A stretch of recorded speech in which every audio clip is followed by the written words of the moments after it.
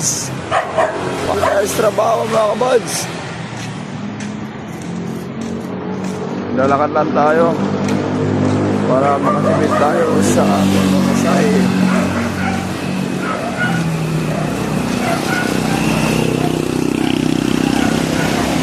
Tapos na ang eleksyon mga kabads. Midterm election.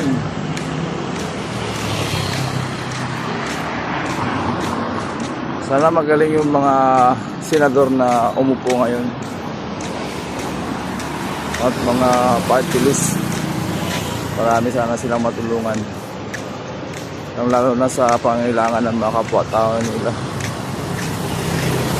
Marami tayong mga hopeless people dito sa ating bansa. Walang matutuluyan. Sa gabi na kailangan nila ng matuluyan, wala na sila sa kalye. Natutulog, nababasa ng ulan, naiinitan.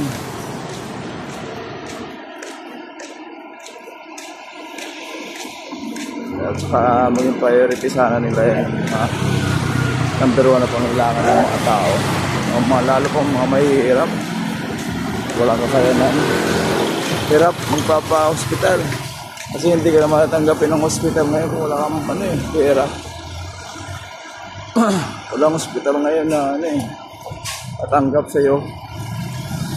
Napangalang Pinoy ID.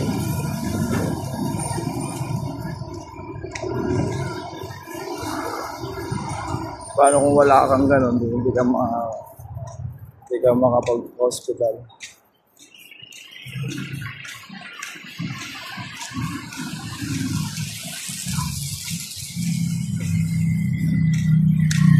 Lalakad tayo mga kabads.